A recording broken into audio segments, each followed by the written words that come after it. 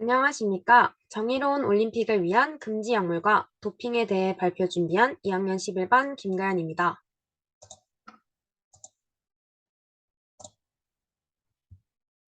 저는 사진에 보이는 것과 같이 매번 올림픽에서는 도핑의 횟수가 심각하게 증가하고 있습니다.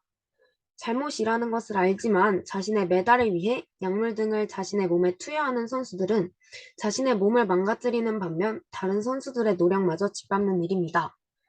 도핑 검사는 철저히 진행되고 있지만 기계로 잡히지 않는 도핑 방법이 많이 나옴에 따라 정의로운 올림픽 경기에서 멀어져 가고 있습니다. 도핑 검사법 속에 숨겨진 화학적 비밀을 찾아 더욱더 강한 도핑 검사 방법을 만들 수 있는지 찾아보고 기계로도 막을 수 없는 사람의 욕심을 윤리적 인식을 통해 바꿀 수 있는 방법을 찾아보고 싶어 연구하게 되었습니다. 도핑이란 운동선수들이 자신의 체력과 운동 능력을 극대화하기 위해 부정적인 약물을 사용하는 행위를 말하며 1960년 하계올림픽에서 니코틴일 알코올을 섭취한 후 사망한 사건을 시작으로 모든 올림픽에서 도핑 검사를 실시하게 되었다고 합니다. 금지 약물을 선정하는 기준은 선수의 경기력을 높이는 경기력을 향상시키는 잠재력을 가진 경우, 선수의 건강에 실제적 또는 잠재적 위험이 되는 경우, 스포츠 정신에 위배되는 경우 두 가지 이상 충족하게 되면 도핑이라고 합니다. 도핑의 종류는 다양하지만 가장 흔한 약물 도핑, 기계 도핑, 브레인 도핑에 대해 조사하였습니다. 약물 도핑은 가장 일반적인 도핑으로 흥분제, 호르몬제 등의 약물을 복용 또는 투여하는 방식입니다.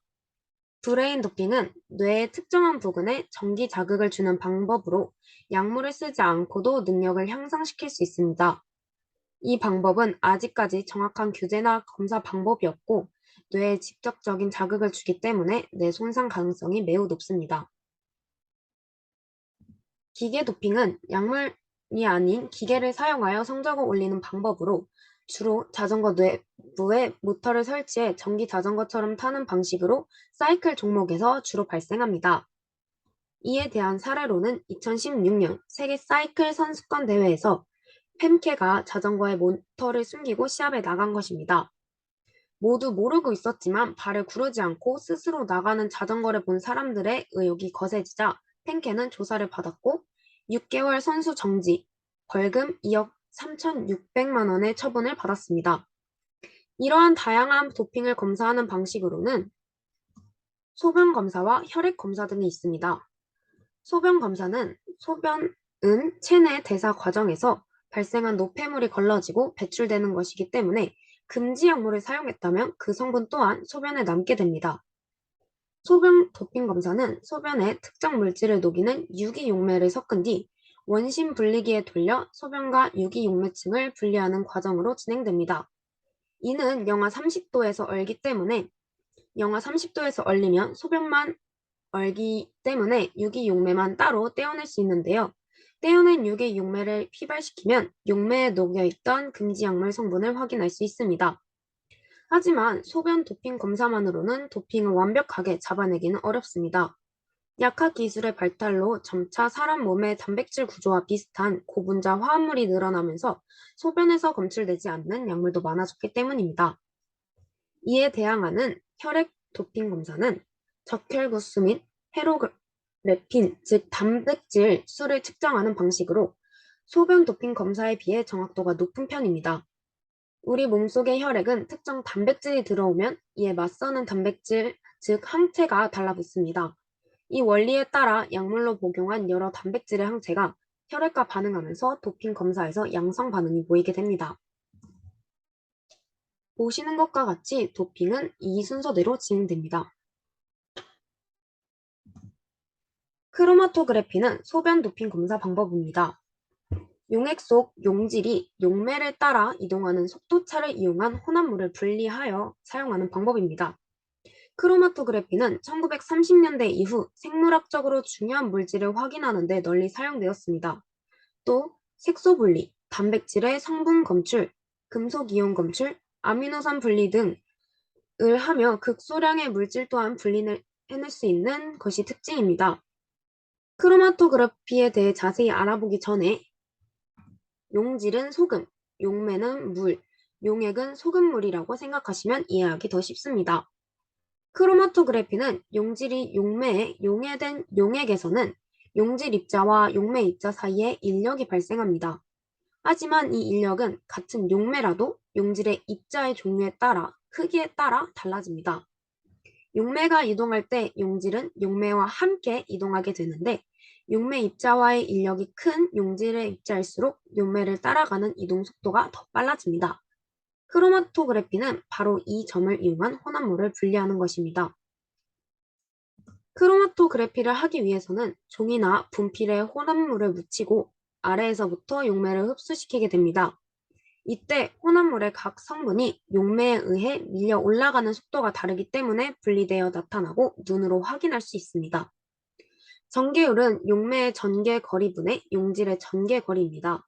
이때 용질이 이동한 거리를 용매가 이동한 거리에 대해 비율로 계산하는 것을 전개율이라고 합니다.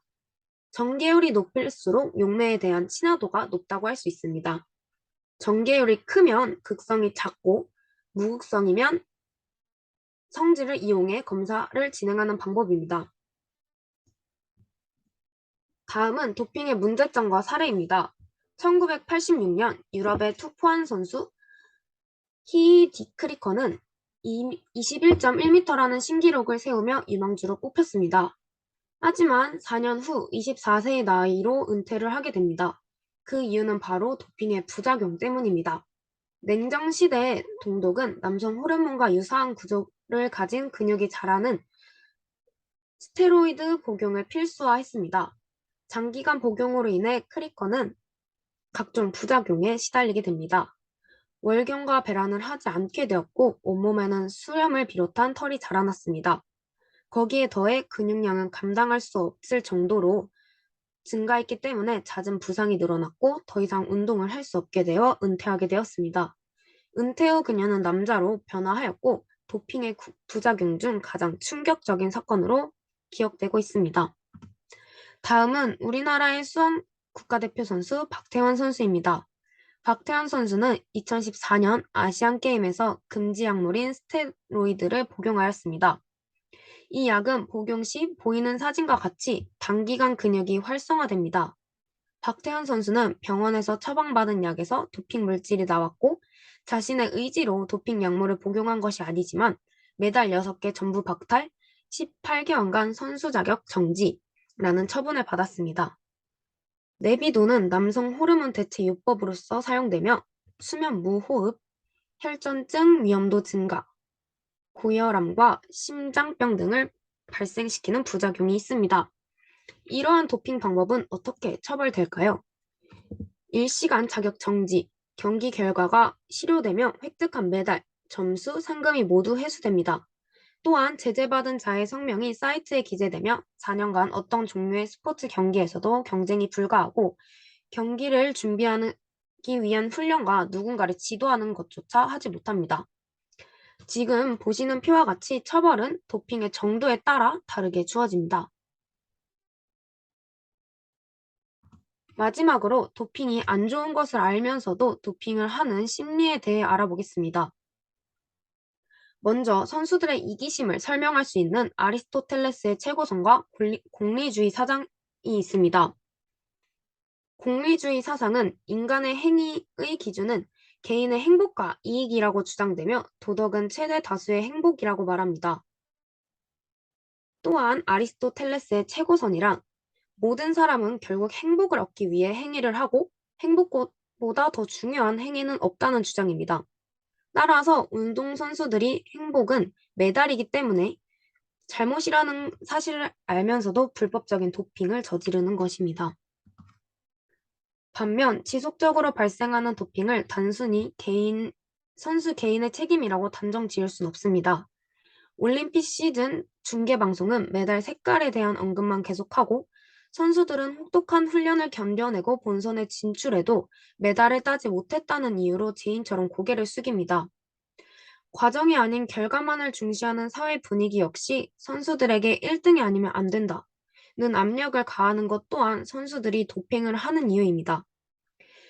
이러한 원인으로는 미국의 한 스포츠 잡지가 국가대표 육상 선수들을 대상으로 한 설문조사 결과에서 볼 수 있습니다. 선수들에게 당신은 이 약을 복용하면 금메달을 딸 수 있지만 부작용으로 7년 뒤에 사망합니다. 그래도 이 약을 복용하시겠습니까? 라고 물었을 때 충격적이게도 80%의 선수가 그렇다라고 대답했습니다. 이 결과는 약물의 유혹에 빠지는 것은 얼마나 어려운지 단적으로 보여주는 예입니다. 혹시 도핑 디자이너라고 들어보셨나요? 최근 약물 브로커에서 더 나아가 도핑 디자이너라는 말까지 나오기 시작했습니다. 이들은 상당수가 의사 출신이기 때문에 선수들에게 최신 약품을 제공하고 금지 약물의 체내 잔류 시간 등을 전문적으로 계산해 도핑 테스트를 무사히 통과할 수 있도록 약물의 복용 주기를 설계해 주기도 합니다. 그러나 도핑 행위가 적발 시에는 처벌은 선수 본인에게만 내려지는 경우가 대부분입니다. 도핑의 유혹은 프로 선수들에게만 국한된 것이 아닙니다. 어린 선수들은 판단력이 부족하기 때문에 약물에 손을 대는 잘못된 선택을 하기 쉽습니다. 저 또한 운동을 하는 사람으로서 메달을 딸 수 있다고 하면 도핑에 대해 생각해 볼 것 같습니다.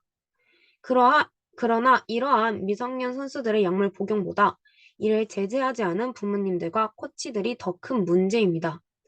어린 선수들은 제대로 교육받아야 할 어른들이 도핑을 권하고 있는 것이 요즘 현실입니다. 스포츠 전체에 넓게 퍼져 있는 도핑 행위를 막기 위해서는 도핑을 한 선수뿐만 아니라도 도핑을 부추기고 눈 감아주는 자들에게도 처벌이 강화되어야 합니다. 모두 정의로운 올림픽을 위해 도핑에 대해 올바른 인식을 깨워줘야 합니다. 감사합니다.